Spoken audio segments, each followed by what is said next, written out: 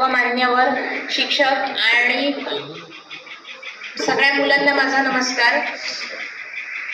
मी advocate Rupali प्रभू, जिल्हा महिला बालविकास कार्यालय अंतर्गत जे सखी वन स्टॉप सेंटर ओरोस येथे आहे तिथे सध्या समुपदेशक या पदावरती कार्यरत आहे.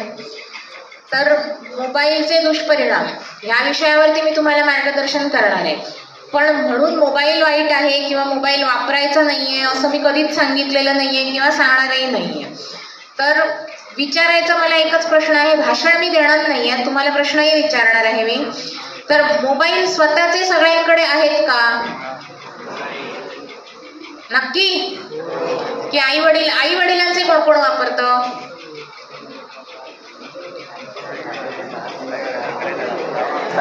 ज्यांचे हात वर नाहीयेत त्यांच्याकडे मोबाईल नाही की ते स्वतःचा मोबाईल आहे किंवा मोबाईलच वापरत नाहीत? ओके, चालेल, ठीक आहे. आता मला सांगा, मोबाईल वापरतच नाही किंवा स्मार्टफोन वापरत नाही असं कोण आहे?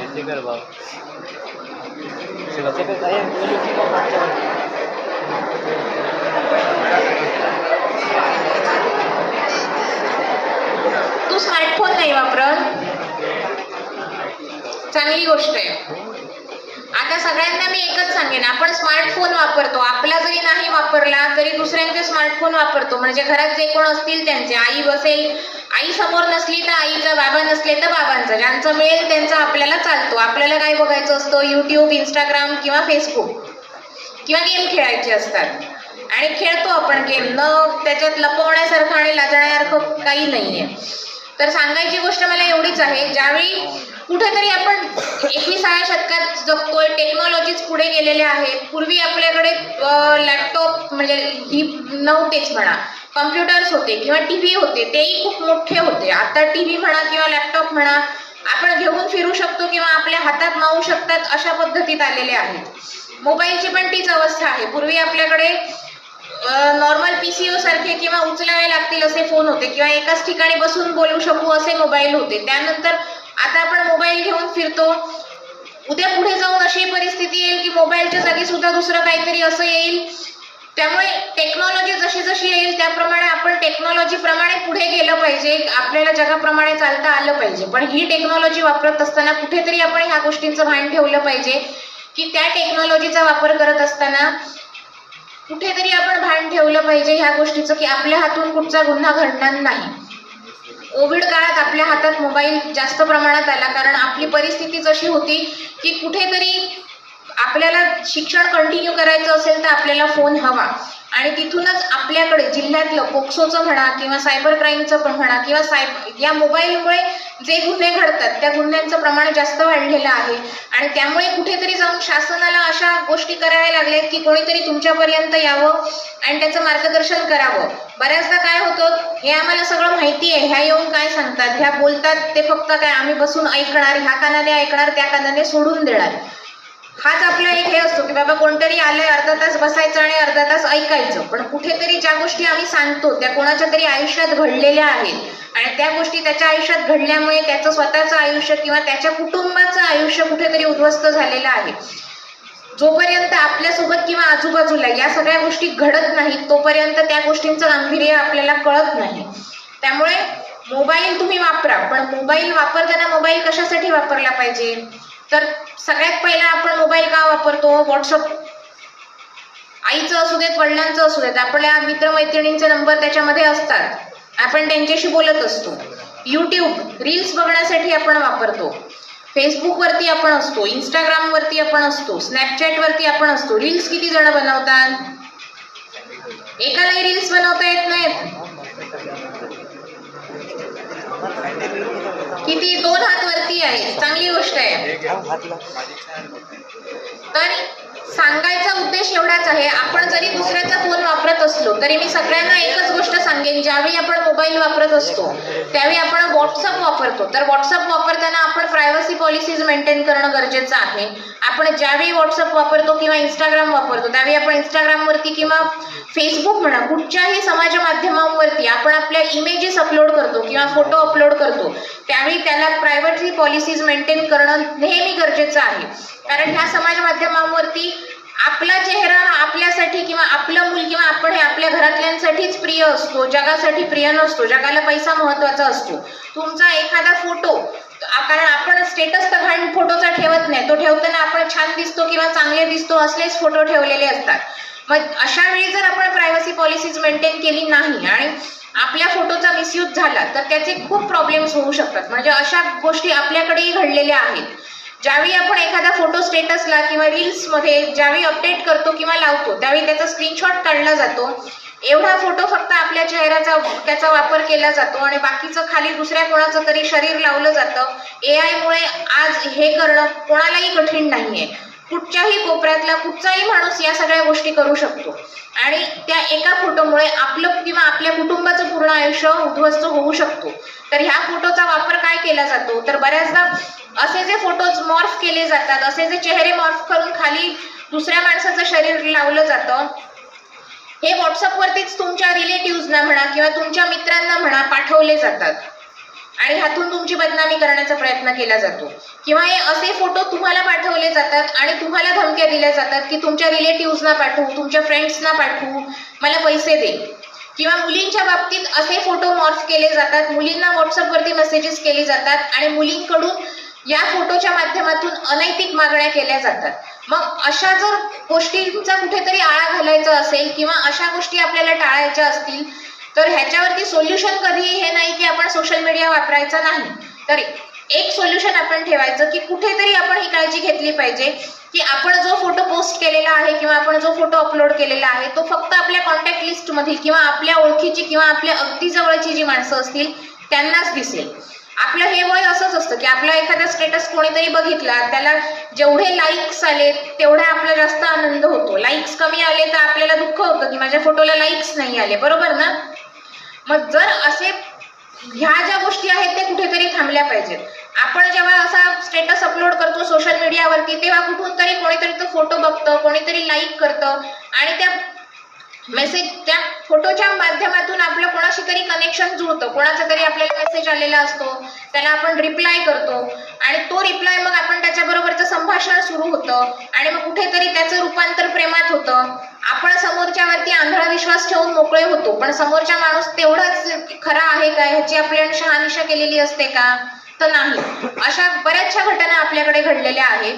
सिंधुदुर्गामध्ये सगळ्यात महत्वाचं म्हणजे मी एक गोष्ट तुम्हाला सांगेन की अशीच एक मुलगी होती, तुमच्यापेक्षा थोडीशी मोठी होती, दोन्ही आई वडील सरकारी नोकर होते, चांगला स्मार्टफोन होता, प्रचंड हुशार होती, दिसायला छान होती. असेच सोशल मीडियावरती अपलोड केलेले फोटो बघून तिला एका माणसाने मेसेज केला. त्याने तो मेसेज केल्यानंतर त्यांचं नॉर्मल कॉन्व्हर्सेशन झालं. त्याने फोटो छान आहे म्हणून सांगितलं आणि त्याच्यावरती तिने थँक्यू म्हणाली. तसंच त्यांचं बोलणं झालं की तू काय करतेस, कुठे राहतेस. त्याने तिला सांगितलं की मी एक क्लास 1 ऑफिसर आहे, मी अशा ठिकाणून आलो, इथे असे सर्वे करायचे आहेत त्याच्यासाठी मी आलेलो आहे.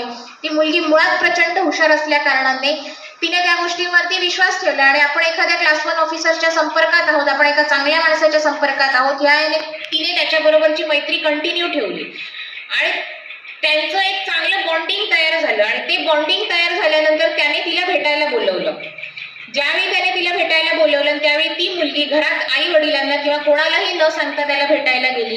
ती मुलगी त्याला भेटायला गेलेली असताना त्याने तिच्या ड्रिंक मध्ये काहीतरी मिसळलं आणि ज्यावेळी ती बेशुद्ध झाल्यानंतर पुढे काय झालं हे तिलाही माहित नाही. ज्यावेळी ती शुद्धीवरती आली तेव्हा ती वेगळ्याच ठिकाणी कुठेतरी होती. फक्त तिला सोडण्यासाठी जेव्हा पैसे मागितले तिच्या वडिलांकडे फोन करून तेव्हा घरच्यांच्या ह्या गोष्टी लक्षात आल्या.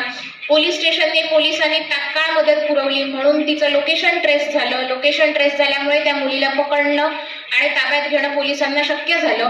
पण ह्या सगळ्या गोष्टीमुळे कुठेतरी तिच्या मनावरती जो मानसिक परिणाम झाला, घरच्यांना मानसिक परिणाम किंवा बाकीच्या सगळ्या गोष्टी ज्या कराव्या लागल्या ह्या एकट्या मोबाईलमुळे किंवा एकट्या ह्या सोशल मीडिया किंवा फोटोच्या प्रकरणामुळे झाल्या. सुदैव त्या आई वडिलांचं होतं किंवा तिचं होतं, तिच्यावरती कुठच्याही प्रकारचे शारीरिक म्हणजे हे करण्याचा किंवा लैंगिक अत्याचार करण्याचा प्रयत्न केला गेला नाही किंवा झाला नाही. पण म्हणून आपण कोणाच्या बाबतीत ह्या गोष्टी घडू शकणार नाहीत ह्याची गॅरंटी देऊ शकत नाही. त्यामुळे असा अननोन पर्सन, मी स्पेसिफिक मुलींना सांगेन, जर असा अननोन पर्सन किंवा अशी जर माणसं तुमच्या संपर्कात येत असतील तर त्या माणसापासून पूर्णतः लांब राहा. तिसरी गोष्ट सांगेन, फोटोचंही सोडा, बऱ्याचदा आपण कुठे फिरत वगैरे असताना सुद्धा अशी माणसं आपल्या संपर्कात येतात. तर अशा अनोळखी माणसांच्या ओळखींना किंवा त्यांनी तुम्हाला जर तुम्ही छान दिसताय किंवा एनी अदर आणखीन काही कमेंट्स करत असतील तर त्या गोष्टींना बळी पडू नका. त्याला स्पष्ट शब्दात हे तुम्ही सांगू शकता की मी सुंदर आहे हे मला माहिती आहे, माझ्या घरच्यांना माहिती आहे, तू येऊन मला सांगायची गरज नाही. तर त्याही पुढे जाऊन त्याच्यानंतर मी मोबाईलचं सांगेन. आता कसे तुम्ही 8वी 9वी 10वी मोठे आहात, ऑनलाईन शॉपिंग करता नाही करत? ठीक आहे, करत नसाल उत्तम गोष्ट आहे. पण जे पण ऑनलाईन शॉपिंग करतात त्यांना मी स्पेसिफिक ही गोष्ट सांगेन, ज्यावेळी तुम्ही ऑनलाईन शॉपिंग करता तेव्हा कॅश ऑन डिलिव्हरी करा.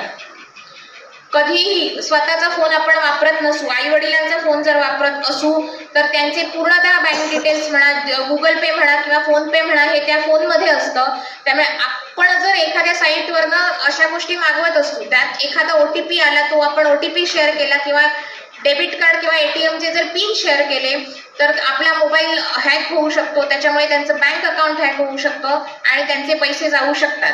जर तुम्ही बातम्या वाचत असाल किंवा बातम्या बघत असाल, पेपर वाचत असाल तर हल्लीच एक गोष्ट पेपरमध्ये आलेली होती की एक भाजी विक्रेता होता आणि त्याला एक व्हिडिओ कॉल आला. त्या व्हिडिओ कॉल फक्त त्याने रिसीव्ह केला आणि त्याच्या अकाउंटवरचे 19,000 रुपये उडाले. आता आपल्याला हा प्रश्न पडतो की कुठेतरी नुसत्या व्हिडिओ कॉलवरती त्याच्या अकाउंटवरचे पैसे कसे उडाले? तर ज्यावेळी त्या माणसाला व्हिडिओ कॉल आला त्याने तो व्हिडिओ कॉल रिसीव्ह केला. व्हिडिओ कॉल रिसीव्ह केला त्यावेळी त्याचं थंब इम्प्रेशन गेलं आणि त्याचे डोळे जे होते ते डोळे स्कॅन झाले. थंब इम्प्रेशन गेलं, डोळे स्कॅन झाले. एखाद्या हॅकरला आधार कार्ड इझिली अवेलेबल होऊ शकतं कोणत्याही माणसाचं, एवढी टेक्नॉलॉजी पुढे गेलेली आहे. त्यामुळे अशा जर गोष्टी तुमच्या सोबत घडत असतील तर त्याच्यावरती लगेच म्हणजे काळजी घ्या की कुठेतरी आपण ह्या गोष्टी कशामुळे होत आहेत, तर सोशल मीडियामुळे. आता हा प्रश्न होतो की त्या माणसाचा नंबर ह्या हॅकर्सना कुठून मिळाला असेल? तर हा नंबर त्यांना आपल्या सोशल साईट्सवरनं मिळतो. म्हणजे जिथून आपण ऑनलाईन शॉपिंग करतो तिथे आपला नंबर असतो, इंस्टाग्रामवर आपला नंबर असतो, व्हॉट्सअपवरती आपला नंबर असतो. जिथे जिथे आपण जातो मोबाईल नंबर आपला ते ह्याला काय ते गेम्स वगैरे डाउनलोड करतो आपण, त्याला सुद्धा आपले नंबर्स असतात.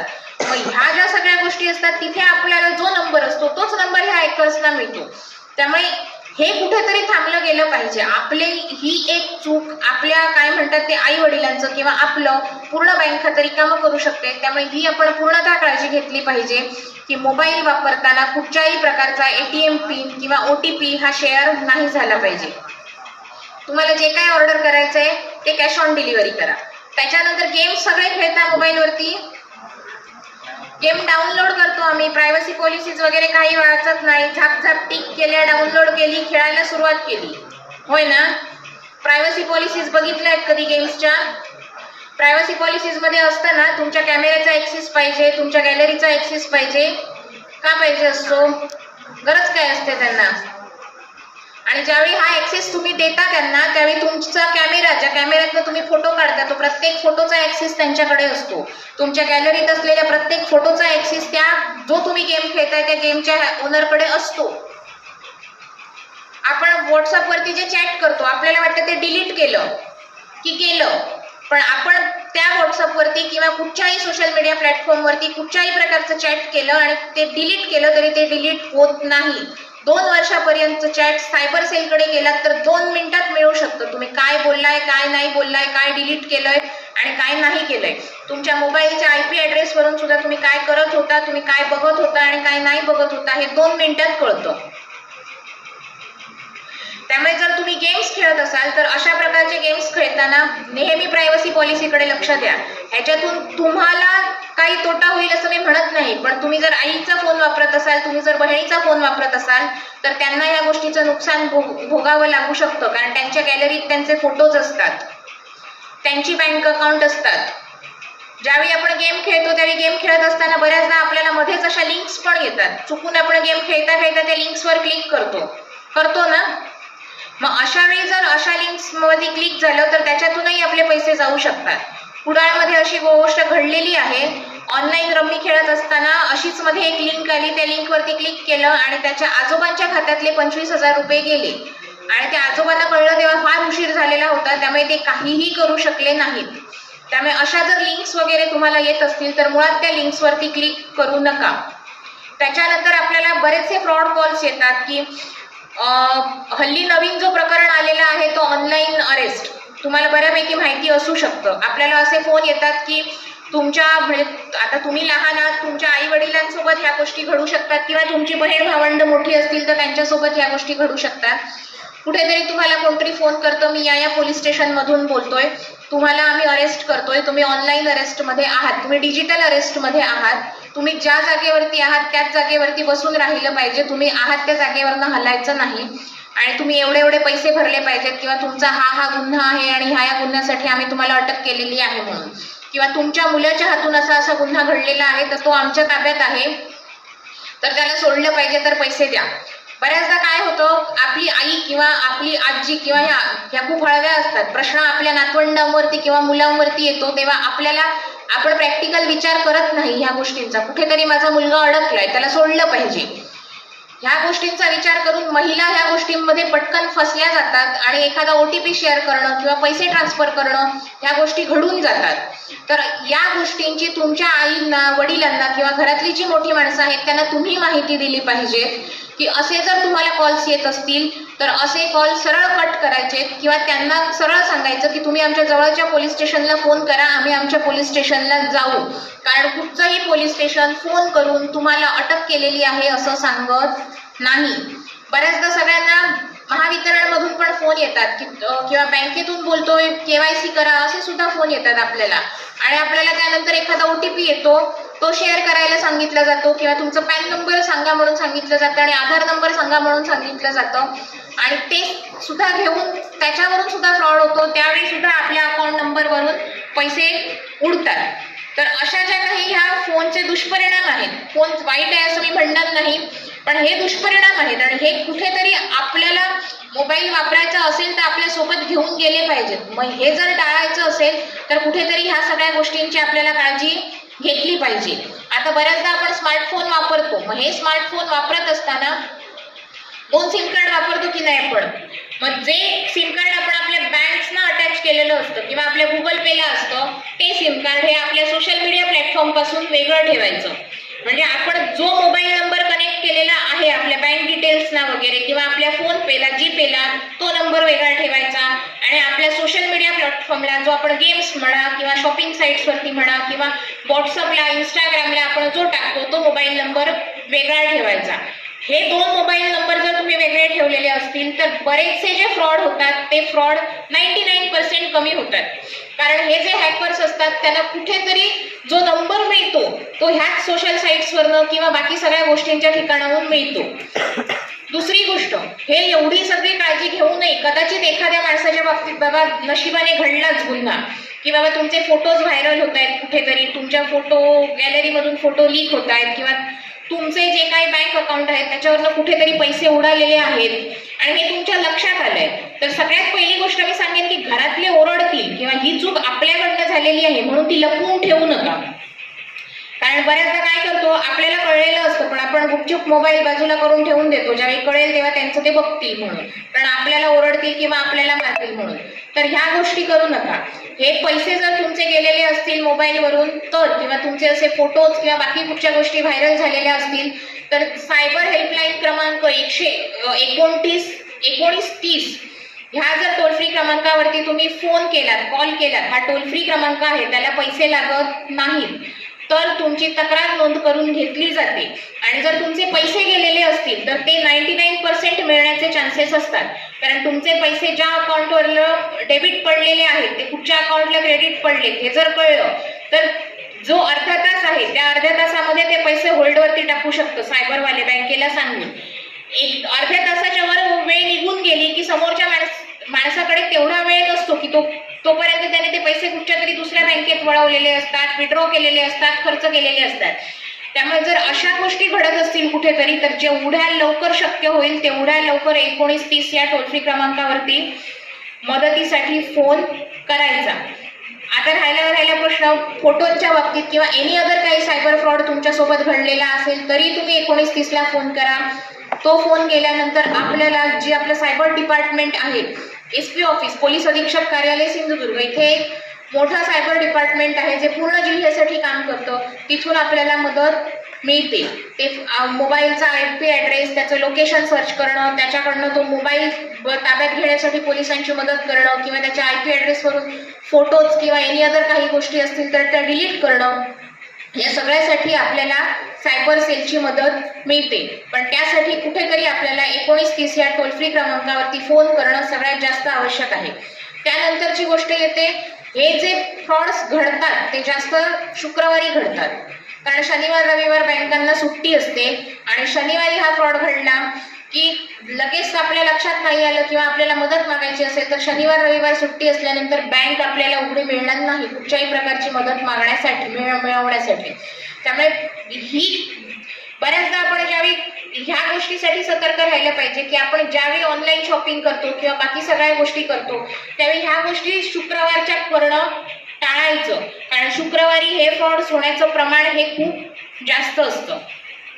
त्यामुळे मी सांगितलेल्या सगळ्यात महत्त्वाच्या गोष्टी, मोबाईलवरती कुठचंही ॲप डाउनलोड करताना त्याच्या प्रायव्हसी पॉलिसी चेक करणं, कुठचीही लिंक्स ओपन न करणं, त्याच्यानंतर सोशल मीडिया साईट्सवरती रील्स अपलोड करताना किंवा फोटोज अपलोड करताना काळजी घेणं, ऑनलाईन शॉपिंग करताना काळजी घेणं, या सगळ्या गोष्टी लक्षात ठेवायच्या. बऱ्याचदा व्हॉट्सअपवरती किंवा मेसेजला सुद्धा आपल्याला हल्ली APK फाईल्स येतात, एक असा छोटासा मेसेज येतो APK फाईल्सचा, तर तो तेवढा ओपन करायचा नाही. तो ओपन केल्यानंतर आपला पूर्ण मोबाईल हॅक व्हायला 1 सेकंद सुद्धा लागणार नाही, तेवढा सुद्धा वेळ पुरेसा आहे त्यांना. त्यामुळे कुठच्याही प्रकारच्या अशा फाईल्स जर तुमच्या मोबाईलवरती येत असतील तर त्या ओपन करायच्या नाही, सरळ एकतर डिलीट करायच्या किंवा रिपोर्ट ऑप्शन असतो, रिपोर्ट करायची ती फाईल. आणखीन ह्या सगळ्या एवढ्या गोष्टी झाल्यानंतर त्याच्यानंतर सगळ्यात महत्त्वाची गोष्ट सांगायची तर मुलींना मी हे आणखीन सांगेन, जर तुम्हाला जसं मी ह्या गोष्टीसाठी सांगितलं की व्हिडिओ कॉलवरती बऱ्याचदा ह्या गोष्टी होतात की एखादा आपला मित्र असतो किंवा आणखीन आपली म्हणजे म्हणायला हरकत नाही, जशी जशी मुलं मोठी होतात आपले मैत्रिणी असतात, काय म्हणतात ती फ्रेंडशिप असते आपली मित्रांबरोबर किंवा त्याच्या पलीकडे जाऊन आपली लवशिप असते. बऱ्याचदा आपल्याला व्हिडिओ कॉल्स केले जातात आणि व्हिडिओ कॉल केल्यानंतर आपल्याकडे अनैतिक पद्धतीची मागणी केली जाते की मला तुझे असे फोटोज पाठव किंवा मला तुला असं बघायचं आहे. तर ज्यावेळी अशा कुठच्याही गोष्टींची मागणी केली जाते त्यावेळी सगळ्यात पहिली गोष्ट, जर समोरचा माणूस तेवढं चांगलं असेल किंवा समोरच्या माणसाचं जर आपल्यावर खरंच प्रेम असेल तर ह्या गोष्टीचा आपण कुठेतरी विचार केला गेला पाहिजे की समोरचा माणूस आपल्याकडे अशा पद्धतीची मागणी करू शकेल का, तर नाही. ज्या अर्थी समोरचा माणूस आपल्याकडे अशा पद्धतीची मागणी करतोय त्या अर्थी कुठेतरी समोरचा माणूस आपल्यासाठी चांगलं नाही. त्यामुळे असे जर व्हिडिओ कॉल्स तुमच्या मित्रांकडून किंवा एनी अदर तुम्ही कोणाच्या कॉन्टॅक्टमध्ये असाल अशा माणसांकडून येत असतील तर असे व्हिडिओ कॉल्स रिसीव्ह करायचे नाहीत आणि त्याला सरळ सांगायचं की जर तुझ्या जर अशा ह्या असतील तर मी तक्रार करेन किंवा मी माझ्या घरच्यांना सांगेन. कारण बऱ्याचदा काय होतं, प्रेमाच्या नशेत असतो आपण किंवा आपल्याला तो एक धुंद चढलेली असते, कुठेतरी समोरच्या माणसाच्या मागणीप्रमाणे आपण त्या गोष्टी करत जातो, पण समोरचा माणूस त्या गोष्टींचं रेकॉर्डिंग करत असतो किंवा त्या गोष्टींचे स्क्रीनशॉट कुठेतरी काढले जात असतात आणि त्या गोष्टीचा नंतर मिसयूज केला जातो. त्यामुळे कुठेतरी मुलींसोबत फोनमुळे म्हणा किंवा सायबरमुळे म्हणा जास्त गुन्हे घडतात आणि हे गुन्हे कुठेतरी पुढे जाऊन पोक्सो आणि 18 वर्षाखालील मुलांमध्ये जे वाढीचं प्रमाण आहे त्याला जास्त जबाबदार हा सोशल मीडिया आहे किंवा हा मोबाईल आहे असं मानलं जातं. त्यामुळे मी आतापर्यंत सुरुवातीपासून आतापर्यंत ज्या सगळ्या गोष्टी सांगितलेल्या आहेत त्या कुठेतरी लक्षात ठेवा आणि तुम्ही समोरच्या सोबत गुन्हा करणार नाही आणि आपल्यासोबत कोण गुन्हा म्हणजे आपल्यासोबत गुन्हा घडणार नाही ह्याची सगळ्यात काळजी घ्या. कारण जेव्हा एखादा गुन्हा घडतो तो जर एखाद्या मुलीच्या बाबतीत घडलेला असतो तेव्हा ती व्हिक्टीम असते, ती जर म्हणजे गुन्हेगार जो असतो तो बाजूला राहतो, ती जी महिला असते तिला समाजाकडून सिंपती मिळते कारण तिच्या बाबतीत गुन्हा घडलेला आहे, तिला कायद्याकडून मदत मिळते, तिला आमच्यासारख्या ज्या महिलांचे विभाग आहेत त्या महिलांकडून मदत मिळते, योजना अशा आहेत की तिच्या पुनर्वसनासाठी तिला मदत मिळते. पण मुलांना कुठच्याही प्रकारची मदत कुठेही मिळत नाही. आई वडिलांना कोर्टाच्या आणि वकिलांच्या पायऱ्या स्वतः झिजवाव्या लागतात, त्याच्यासाठी आई वडिलांना खिशातले पैसे खर्च करावे लागतात. समाजाकडनं एक हे लागतो तो एक डोक्यावरती कलंक किंवा हे लागतो तो वेगळाच की बाबा हा आरोपी आहे, हा गुन्हेगार आहे. तुम्ही नंतर सुटलात किंवा नंतर शिक्षा भोगून जरी सुटून आलात तरी समाज स्वीकारत नाही. तुमच्या कुटुंबाला सुद्धा नंतर समाज स्वीकारत नाही. कोर्टाकडून जर तुमच्याकडे पोक्सो सारखा गुन्हा घडलेला असेल तर बेल सुद्धा मिळत नाही. त्यामुळे कुठेतरी तुम्ही हा विचार केला पाहिजे की आपण कुठच्याही प्रकारच्या गुन्ह्यामध्ये अडकणार नाही. म्हणजे मारामारी करणे म्हणा किंवा कुठच्याही मुलीची छेड काढणे म्हणा, मुलीला अश्लील मेसेज करणे म्हणा किंवा आपल्या साध्या साध्या गोष्टी सांगायच्या झाल्या तर मुलींचे केस ओढणे, त्यांना मारणे, कपडे ओढणे ह्यासारख्या गोष्टी ह्या सुद्धा गुन्ह्यामध्ये येतात. तर ह्या प्रकारच्या कुठच्याही गोष्टी मुलांनी करायच्या नाहीत. तर माझं एवढं भाषण तुम्ही ऐकून घेतलं त्याबद्दल धन्यवाद. सर्वांना माझा नमस्कार. पोक्सो म्हणजे माहिती आहे तुम्हाला काय ते? ओके. किंवा जो मोबाईलचे दुष्परिणाम सांगितले त्याचा बराचसा पार्ट हा पोक्सो मध्ये येतो. बराचसा पार्ट म्हणजे पूर्णपणे तो मोबाईलचा जो वापर आहे. तर पोक्सो म्हणजे काय? तर protection of children from sexual offence act 2012, लैंगिक गुन्ह्यापासून बालकांचे संरक्षण कायदा 2012. लक्षात राहील ना पोक्सो म्हणजे काय ते? मी सांगितलं कोणीतरी उठून सांगा बघूया पोक्सो म्हणजे काय. लॉंग फॉर्म सांगा.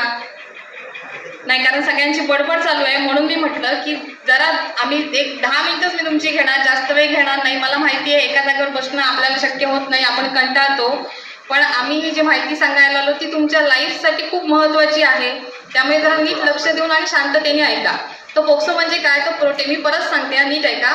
Protection of children from sexual offence act 2012, लैंगिक गुन्ह्यापासून बालकांचे संरक्षण कायदा 2012. तर तुम्ही आता म्हणाल की एवढे सगळे कायदे असताना हा कायदा, नवीन कायदा का काढण्यात आला? तर पहिली गोष्ट, बालक म्हणजे कोण? बालकांची वयोमर्यादा काय? कोण सांगेल मला? बालकांची वयोमर्यादा म्हणजे किती ते किती वयोगट? 0 ते किती? जोरात बोला ना, चुकलं तर चुकलं. 18. ओके, मस्त, बरोबर.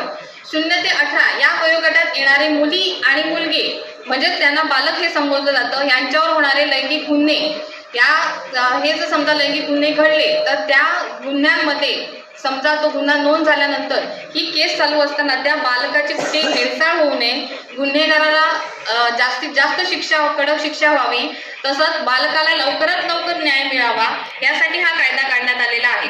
तर ह्या कायद्याअंतर्गत काय काय कोणते कोणते गुन्हे येतात किंवा कोणाकडनं हा गुन्हा होऊ शकतो याबद्दल मी माहिती देते. तर ह्या गुन्ह्यात आपल्या डोक्यात आता काय बसलं? लैंगिक गुन्हे म्हणून मी आता तुम्हाला सांगितलं. तर लैंगिक गुन्हे म्हणजे आपल्या डोक्यात एक बसलेलं असतं काय? तर शरीरावर होणारे अत्याचार म्हणजे बॅड टच, बरोबर ना? लैंगिक गुन्हे म्हणजे हेच ना? लैंगिक गुन्हे म्हणजे शरीरावर होणारा अत्याचारच ना? ओके. मग अजून आता हे मॅडमने मगाशी जे काही गुन्हे सांगितलेत सायबर क्राईम, ते ह्याच्यामध्ये येणार नाहीत ना? कशावरून? कारण तिथे तुमच्या शरीरावरच मागणी केलेली आहे, फोटोंची म्हणा किंवा तुमच्या चेहऱ्याचा मिसयूज म्हणा, सगळं जे काय आहे ते तुमच्या शरीरा संदर्भातच आहे ना? हा, मग ते पण लैंगिक गुन्ह्यामध्ये येतात. आता कोणते कोणते गुन्हे येतात? तर पहिला गुन्हा तुमच्या शरीरावर होणारे अत्याचार, हा पहिला गुन्हा लैंगिक गुन्ह्यामध्ये येतो. दुसरा गुन्हा म्हणजे तुमच्यावर समजा आता व्हॉट्सअप ग्रुप असतील किंवा तुमच्यावर पर्सनल कोण व्हॉट्सअप चॅटिंग करत असेल तर चॅटिंग केल्यानंतर तुम्ही जेव्हा तुम्हाला म्हटलं की खूप सुंदर दिसतं आणि मग तुम्ही थँक्यू म्हणताय किंवा त्याच्यानंतर तुमचं बोलणं चालू होतं, त्याच्यानंतर हळूहळू तुमच्याकडे अश्लील प्रकारे तुमच्याशी बोललं जातं आणि त्याच्यानंतर तुमच्याकडे फोटोची मागणी केली जाते. तुमच्याकडे त्या व्हॉट्सअपला म्हणा किंवा इन्स्टाला म्हणा वाईट व्हिडिओज म्हणजे अश्लील व्हिडिओज तुम्हाला पाठवले जातात, फोटो पाठवले जातात, तुमच्याकडे फोटोची डिमांड केली जाते की तुमचे ओपन फोटो पाठवा. तर हाही एक गुन्हा आहे आणि तो जर असं कोण करत असेल तर तो गुन्हा पण ह्या पोक्सो अंतर्गत येतो. त्याच्यानंतर मगाशी मॅडमनी सांगितलं मॉर्फिंग. मॉर्फिंग म्हणजे काय? तर तुम्ही स्टेटसला किंवा तुम्ही डीपीला किंवा तुम्ही इन्स्टावर जे पोस्ट करता फोटो, त्या फोटोचा तुमचा चेहरा हा मॉर्फ केला जातो म्हणजे कट केला जातो आणि मुलगी असेल तर महिलेच्या नग्न फोटोला, मुलगा असेल तर ह्याचा पुरुषाच्या नग्न फोटोला ते फोटो चेहरे तुमचे लावले जातात आणि तुमचं व्हॉट्सअप हॅक करून ते व्हॉट्सअपला पोस्ट केले जातात किंवा तुमच्याकडे त्या तुम्हाला पाठवून तुमच्याकडे पैशाची मागणी केली जाते. तर तोही एक गुन्हा आहे आणि तो पोक्सो अंतर्गत येतो. त्याच्यानंतर समजा तुमच्या तुमच्याशी कोणतरी बोलत असेल, वाईट गोष्टी, ह्या अश्लील गोष्टी तुमच्याशी कोणतरी बोलत असेल, व्हॉट्सअपला नाही, येता जाता म्हणा किंवा तुमच्या घरात असताना म्हणा किंवा तुमच्या शाळेत असताना तुमच्याशी कोण बोलत असेल किंवा तुम्हाला कोणतरी स्वतःची प्रायव्हेट पार्ट दाखवत असेल किंवा तुम्हाला स्वतःची प्रायव्हेट पार्ट दाखवण्यासाठी कोण जबरदस्ती करत असेल, तर तोही एक गुन्हा आहे आणि तो पोक्सो अंतर्गत येतो. त्याच्यानंतर महत्वाचे 2 गुन्हे अजून एक येतात, नक्की ते लैंगिक स्वरूपाचे म्हणजे कसे आहेत, तर तुम्हाला सांगते. आता तुमची शाळा म्हणजे घरं बऱ्याच जणांची लांब असतील ना शाळेपासून, चालत येत असाल ना? ओके. जर समजा तुमचा सतत कोणतरी पाठलाग करत असेल तर तो गुन्हा आहे? हो म्हटलं तर आता का गुन्हा आहे तुम्हाला सांगावं लागेल. मस्त. आपल्याशी काय? ओके, ठीक आहे. म्हणजे जवळपास आहे. म्हणजेच काय, तर आपला पाठलाग करून कशावरून तो तुम्हाला शारीरिक अत्याचार करण्यासाठी तुमचा रेग्युलर पाठलाग करत नसेल, म्हणजे हा मुलगा म्हणा किंवा ही मुलगी म्हणा कुठेतरी मला एकटी मिळाली तर ह्याच्यावर मी लैंगिक अत्याचार करेल, ह्या इंटेन्शनने कशावरून तो तुमचा पाठलाग करत नसेल, तर असा कोण तुमचा सतत पाठलाग करत असेल तर तोही एक गुन्हा आहे आणि तो पोक्सो अंतर्गत येतो. बसने प्रवास करणारे किती विद्यार्थी आहेत? ओके, बरेच आहेत. आता मला सांगा, बसमध्ये जेव्हा गर्दी असते तेव्हा धक्के लागतात ना? होय की नाही? धक्के लागतात ना? धक्का लागणं गर्दी असताना नॉमिनल आहे ना, काय मोठी गोष्ट नाही, बरोबर ना? एकदा धक्का लागला नॉर्मल, दुसऱ्यांदा लागला नॉर्मल, पण तिसऱ्यांदा समजा तो धक्का लागत असेल तर तो नॉर्मल नसतो. कशावरून तो तुम्हाला तुमच्या प्रायव्हेट पार्टला टच करण्यासाठी म्हणा किंवा तुम्हाला बॅड इंटेन्शनने टच करत नसेल किंवा धक्का देत नसेल, तर असा जर समजा तुम्हाला बसमध्ये धक्का लागत असेल, वारंवार धक्का देत असेल कोण, तर तोही गुन्हा आहे आणि तो पोक्सो अंतर्गत येतो. हे सगळे गुन्हे 0 ते 18 या वयोगटातील मुलांसोबत घडले तर ते पोक्सो अंतर्गत येतात. आणि हे 2 मी महत्वाचे गुन्हे का सांगितले, कारण बरेचसे विद्यार्थी असतात ते चालत येत असतात, त्यांचा कोणतरी पाठलाग करता आपण दुर्लक्ष करतो, तर अशा गोष्टींकडे दुर्लक्ष करायचं नाही. तिसरी महत्वाची गोष्ट म्हणजे जेव्हा आपण बसने प्रवास करतो तेव्हा आपण म्हणतो गर्दीत असा धक्का लागला असेल, गर्दीत हा माणूस माझ्याशी असा वागला असेल, असं म्हणून आपण साईडला होतो. तर साईडला न होता हा गुन्हा जर घडत असेल तर तो निदर्शनास आणून देणं गरजेचं आहे. आता मला सांगा की असा गुन्हा कोणाकडनं होऊ शकतो? हे आता मी सगळे गुन्हे सांगितले, ते कोणाकडनं होऊ शकतात? अनोळखी माणसांकडून ना? ओळखीच्या माणसांकडनं होऊ शकतात का? मग ओळखीच्या माणसांकडनं कोणाकोणाकडनं होऊ शकतात?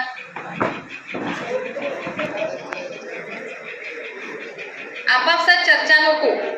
कोणाकडनं होऊ शकतात? कोण सांगेल? मला त्या मुलीचा आवडला, तिने उठून सांगितलं, बाकी कोण तुमच्या स्टेज डेअरिंग अजिबात नाही, कोणी उठून उत्तरं देत नाहीये. कोणाकडनं होऊ शकतात? ठीक आहे, मी सांगते का.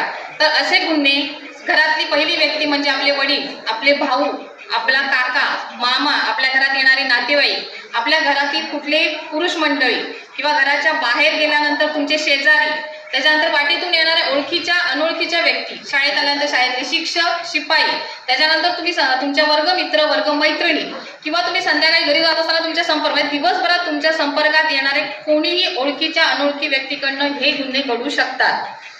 आता मी असं सांगितलं म्हणून घरात गेल्यानंतर दादाने हात लावला किंवा शिक्षकाने ह्याची थाप दिली म्हणून पळायचं नाहीये. गुड टच, बॅड टच तुम्हाला चांगलं ज्ञान असतं, कोण आपल्याला कशा प्रकारे टच करतं हे फक्त लक्षात ठेवणं गरजेचं आहे. मी तुम्हाला हे अशासाठी सांगितलं कारण सिंधुदुर्गात अशी लज्जास्पद गोष्ट आहे की 6 केसेस अशा पेंडिंग आहेत की स्वतःच्या वडिलांनी मुलांवर लैंगिक अत्याचार केलेले आहेत. त्यामुळे आम्हाला हे तुम्हाला सांगणं गरजेचं आहे. फक्त एवढंच की तुम्ही हे डोक्यात घेऊन तुम्ही शिक्षकांशी म्हणा किंवा तुमच्या घरातल्यांशी असं वागायचं नाहीये. तुम्हाला चांगला आणि वाईट स्पर्श कळतो. जर असा कोणाचा वाईट स्पर्श होत असेल तर हे तुम्ही ध्यानात ठेवणं गरजेचं आहे. म्हणून तुम्हाला सांगते की हा गुन्हा ओळखीच्या तसंच अनोळखी व्यक्तींकडनंही होऊ शकतो. तर असा गुन्हा झाल्यानंतर काय करायचंय? असा गुन्हा झाल्यानंतर आपण गप्प बसायचंय, बरोबर ना? मग काय करायचं? कोणाला सांगायचं? आई वडिलांना सांगायचं ना? आई वडिलांना सांगितल्यानंतर आई वडील काय करणार? जाऊ दे, आपलं नाव खराब होईल, आपण बाहेर कुठे बोलायचं नाही, बरोबर ना? बरोबर की नाही? मग त्यामुळे काय होणार माहितीये तुम्हाला? आपण असं केल्यामुळे काय होणार? आपण त्यातनं आता बाजूला झालो. समजा आता माझ्या बाबत गुन्हा घडलाय, मी जर हे आता गप्प बसले आणि मी कोणाला सांगितलं नाही, तर जो गुन्हा करतोय की नाही त्याची गुन्हेगार प्रवृत्ती अजून वाढत जाणार आणि तो माझ्यावर आता थांबलाय माझ्या बाबतीत, पण पुढे अजून दोघांवर जाऊन कोणावर तरी तो अत्याचार करू शकतो की नाही? करू शकतो ना, तर असा गुन्हा झाला असेल तर त्याला वाचा फोडली पाहिजे आणि कुठेही नाव बदनाम होत नाही, कुठेही नावाचे काही होत नाही, सर्व गोपनीयता पाळली जाते. समजा असा कुठच्या बालकासोबत गुन्हा घडला असेल आणि शेजाऱ्याने जरी म्हटलं की त्या बालकासोबत जर गुन्हा घडलाय तर त्यांनी जरी नाव कुठे तुमचं लीक केलं तर त्यांच्यावरही गुन्हा नोंद होऊ शकतो. सर्व प्रकारे गोपनीयता पाळली जाते यामध्ये. तर असे गुन्हे ज्यावेळी घडतात त्यावेळी पोलीस कंप्लेंट केली पाहिजे. पोलीस कंप्लेंट केल्यानंतर पोलीस तुमच्याकडे सिव्हिल ड्रेसमध्ये येतात, तुमचा जबाब नोंद करून घेतला जातो. त्याच्यानंतर तुमची मेडिकल टेस्ट केली जाते. मुलगी असेल तर लेडीज डॉक्टरकडनं, मुलगा असेल तर जेंट्स डॉक्टरकडनं. मगाचपासून मी मुलगा आणि मुलीचं ह्याच्यासाठी सांगते कारण मुलांना वाटतं हे असे अत्याचार फक्त मुलींवर होतात, तर आपल्या सिंधुदुर्गातही 6-7 केसेस असे आहेत की मुलांवर लैंगिक अत्याचार घडलेले आहेत. मुलं स्वतः असे काहीतरी घाणेरडे प्रकार करताना पकडलेलं पण आहे, त्यांच्यावरही गुन्हा नोंद आहे. म्हणून आम्ही सांगतोय सर आज, आणि मला विचारलं मगाशी की मुलींनाच घ्यायचं आहे का, तर नाही, मुलींना आणि मुलांना दोन्हींना घ्यायचं आहे म्हटलं. कारण काय होतं माहिती आहे, मगाशी मॅडमनी सांगितलं आपण ह्याच्यामध्ये व्हिडिओ बघतो, कशामध्ये युट्यूबवर वगैरे व्हिडिओ बघतो त्यावेळी साईडला ऍड येतात, अशा अश्लील ऍड येतात आणि त्या ऍड आता सध्या गव्हर्नमेंटने बंद केल्यात, पण कुठच्या वेबसाईटला येतात आणि आपण क्युरिओसिटी म्हणून त्या ऍड बघतो आणि त्या ऍड बघितल्यानंतर आपल्यामध्ये आपलं हे वय वाढतं आहे ना, मग आपल्याला इच्छा होते की असे काहीतरी ऍड असेल तर तशी आपण कृती करायला जातो आणि त्या कृती करताना आपल्याकडनं गुन्हा घडतो आणि आपण गुन्हेगार प्रवृत्तीला त्या मार्गाला आपण जातो. तर असं होऊ नये म्हणून मुलांनी जास्तीत जास्त काळजी घेणं गरजेचं आहे. कारण तुमच्याकडनं गुन्हा झाला, तसं मॅडमनी मगाशी सांगितलं तसं तुमच्याकडनं गुन्हा झाला तर जी मुलीवर गुन्हा होणार ती मुलगी सुटणार, तिला सगळ्या शासनाच्या सोयी सुविधा मिळणार, तिला सिंपती मिळणार, पण तुमच्यावर कायमस्वरूपी ब्लॅकलिस्टचा मार्क लागणार आहे. त्यामुळे जास्तीत जास्त काळजी मला वाटतं की मुलांनी घेणं गरजेचं आहे की आपल्याकडनं कोणता गुन्हा होऊ नये किंवा असा गुन्हा आपल्यासोबत घडत असेल तर तो थांबवावा. तर पहिली गोष्ट, ज्यावेळी पोलीस हा तुमचा गुन्हा ज्यावेळी नोंद करून घेतात त्याच्यानंतर तुमची मेडिकल टेस्ट केली जाते. मुलगी असेल तर लेडीज डॉक्टर, मुलगा असेल तर जेंट्स डॉक्टरकडनं तुमची हे केली जाते मेडिकल टेस्ट. त्यानंतर आरोपी तुम्हाला एकदा डोळ्यासमोर आणला जातो की त्याची फक्त ओळख पटण्यासाठी. एकदा आरोपी तुमच्या ओळख पटल्यानंतर परत त्या आरोपीला कधीही तुमच्या समोर आणलं जात नाही. केस जेव्हा कोर्टात दाखल होते तेव्हा केस इन कॅमेरा चालते, म्हणजे असा कोर्ट हॉल असतो, एक जज असतात, जजला एक आरोपीचा वकील असतो, एक त्या पीडित बालकाचा वकील असतो. पीडित बालक आणि त्याचे पालक यांच्यामध्ये त्यांचा बालकाचा जबाब नोंद केला जातो. कधीही गुन्हेगाराला बाळाच्या समोर म्हणजे त्या बालकाच्या समोर आणलं जात नाही. का माहिती आहे, कारण ना ते बालक घाबरून आपला जबाब बदलू नये, गुन्हेगाराला घाबरून, म्हणून गुन्हेगाराला कधीही बालकाच्या समोर आणलं जात नाही. त्याच्यानंतर समजा गुन्हा 0 ते 14 ह्या वयोगटातील मुलांसोबत घडलेला असेल तर त्या गुन्हेगाराला जास्तीत जास्त फाशीची शिक्षा आणि कमीत कमी 20 वर्षाची शिक्षा होते. वयोगट 14 ते 18 या मुलांसोबत समजा जर गुन्हा घडलेला असेल तो जो गुन्हेगार असतो त्या गुन्हेगाराला जास्तीत जास्त 20 वर्ष आणि कमीत कमी 10 वर्ष शिक्षा केली जाते. आता तुम्ही म्हणाल की वयोगट 14 ते 18 यामध्ये शिक्षा कमी का, तर थोडीफार मुलांची कन्सेंट म्हणजे त्या गुन्हा करताना किंवा ती गोष्ट घडताना मुलांची कन्सेंट ग्राह्य धरली जाते की तुमचा कुठेतरी त्याला होकार होता, असं ग्राह्य धरलं जातं, त्यामुळे शिक्षेचं स्वरूप कमी आहे. पण जर गुन्हा तेवढा तीव्रतेचा असेल तर त्यालाही त्या गुन्हेगाराला फाशीची शिक्षा होते. आता तुम्ही म्हणाल की हे गुन्हे बाहेरून येणाऱ्या लोकांकडनं होतात, बरोबर ना, पण बाहेरून येणाऱ्या लोकांकडनं नाही तर घरातल्या प्रत्येक कुठल्याही पुरुषाकडनं किंवा कुठल्या आपल्या येणाऱ्या नातेवाईकांकडनं हे गुन्हे होऊ शकतात. आणि पुरुषच असं मी म्हणत नाही, बायकांकडनंही हे गुन्हे होऊ शकतात.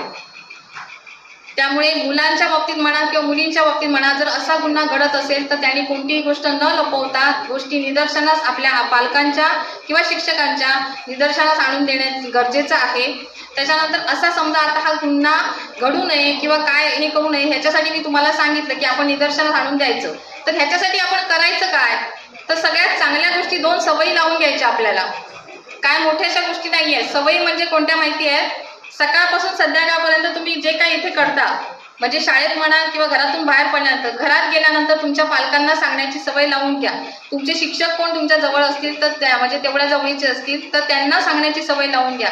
जेणेकरून काय होतं माहितीये, आपल्याकडनं नकळत गोष्टी घडत जातात, आपल्याला कळतही नाही की तो एक गुन्हा आहे. ज्यावेळी तो निदर्शनास येतो त्यावेळी आपल्याला कळतं की आपण काहीतरी गुन्हा केला. तर ह्या गोष्टी जर तुम्ही डेली तुमच्या पालकांना सांगण्याची सवयी लावलात ना तर आपल्याला कळेल, तुमचे पालक म्हणा किंवा तुमचे शिक्षक म्हणा तुम्हाला सांगतील की तुमच्यासोबत काहीतरी वाईट घडतंय किंवा तुम्ही काहीतरी वाईट गोष्ट करताय.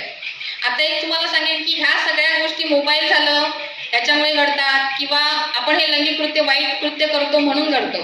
पण अजून एक तुम्हाला सांगू काय वाढत चाललंय सिंधुदुर्गात, व्यसन. आताच्या मुलांमध्ये काय होतं माहितीये, अभ्यासाला 10 मिनिटं आणि अर्धा तास मोबाईलला दिला जातो.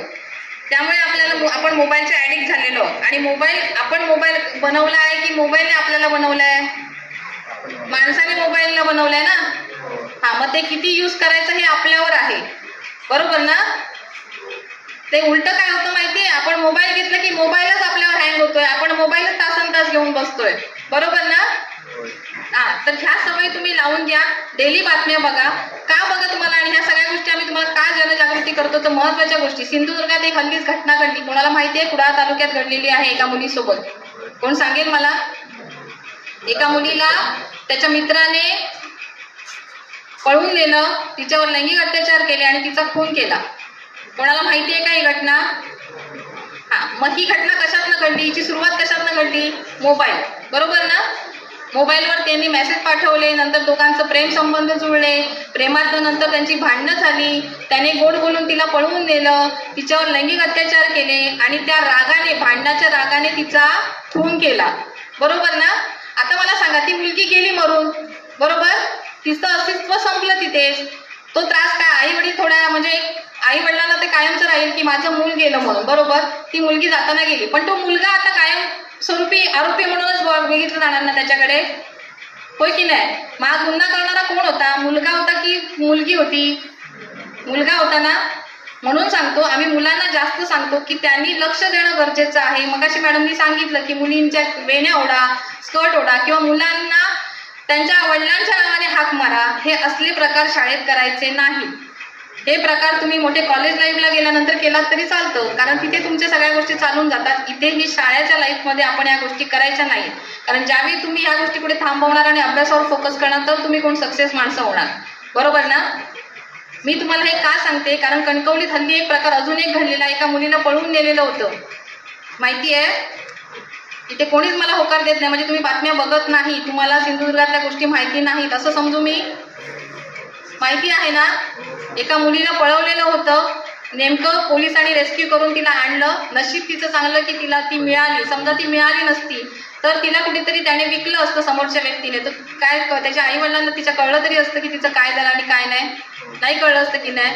मग मुलींची तस्करी पण होते, मुलांचीही तस्करी होते. म्हणजेच काय, तर त्यांना प्रेमाच्या जाळ्यात म्हणा किंवा व्हॉट्सअपद्वारे म्हणा त्यांना ओढलं जातं आणि त्यांना पळवून नेऊन त्यांची तस्करी केली जाते, म्हणजे त्यांना विकलं जातं. आणि असं समजू नका की फक्त मुलींची तस्करी होते, मुलांचीही तस्करी होते. मग आजपासून मी वारंवार ह्याच्यासाठी सांगते, कारण गुन्हा करणारा हा कायम एक मुलगा किंवा एक पुरुष असतो, तर तुम्ही ते गुन्हेगार बनू नये म्हणून मुलांनी जास्तीत जास्त काळजी घेणं गरजेचं आहे. त्याच्यानंतर मगाशी मॅडमनी अजून एक महत्त्वाचा मुद्दा सांगितला, कुठला माहिती आहे तुम्हाला? कोणीतरी छान म्हटलं, आपल्याला आवडतं ना, होय की नाही. तू खूप छान दिसतोस असं मी आता म्हटलं किंवा तिला म्हटलं की तू खूप छान दिसतेस, तर आपल्याला आवडतं की नाही. तर एक तोंडावर सांगण्याचं धाडस ठेवा की मी सुंदर दिसते मला माहिती आहे, किंवा मी सुंदर दिसतो मला माहिती आहे, माझ्या आई वडिलांना माहिती आहे, तेवढंच पुरेसं आहे, मला तू सांगण्याची गरज नाही. तरच आपण कुठेतरी गुन्हेगार प्रवृत्तीला आळा घालू आणि हे होणारे गुन्हे थांबू. मी सांगितलेलं तुम्हाला कळलं असेल अशी मी आशा बाळगते आणि माझे 2 शब्द थांबवते. थँक्यू. तुम्ही सगळ्यांनी ऐकलेले आहे. तर तुमच्यापैकी काही मुलांना जर आपलं मनोगत या ठिकाणी मॅडमनी जी माहिती दिली तुम्हाला कशी वाटली जर सांगायचं असेल तर तुम्ही सांगू शकता. कोण बोलतंय का? प्राजक्ता येते. अभय ठाकूर देसाई. आज जे आपल्याकडे प्रतिनिधी आलेत त्यांनी आपल्या हा जो सगळ्या बालवर्गातले विद्यार्थी आहेत त्यांना अतिशय खूप चांगलं मार्गदर्शन केलं आहे आणि ह्या सेशनची खरोखर खूप गरज होती. आम्हाला एकच गुन्हा माहिती होता की तो म्हणजे लैंगिक अत्याचार. त्याच्याशिवाय सुद्धा अजून काही गुन्हे आहेत ह्याची आम्हाला खरोखर जाणीव नव्हती आणि ती तुम्ही करून दिला त्याच्याबद्दल खूप तुमचं धन्यवाद. आता आम्ही जितके सतर्क होतो त्याच्याहून आता अधिक सतर्क आम्ही झालो आहे आणि आता काय करायचं आहे आणि काय करायचं नाही आहे हे आपल्यावर आहे आणि त्यांनी आपल्याला योग्य ते मार्गदर्शन केलं आहे त्याच्याबद्दल तुम्हाला खूप धन्यवाद. आणि दुसरं धन्यवाद म्हणजे आपल्या शाळेसाठी ज्यांनी आपल्याला आपल्या शाळेतल्या मुख्याध्यापकांनी पर्यवेक्षकांनी ह्यांना बोलवून आपल्यावरती एक चांगले संस्कार व्हावे, आपल्याला योग्य अयोग्य हे कळण्यासाठी जे ह्यांना बोलवलं आहे त्यांचे आधी आभार आणि तुमचे पण खूप मनापासून आभार. थँक्यू.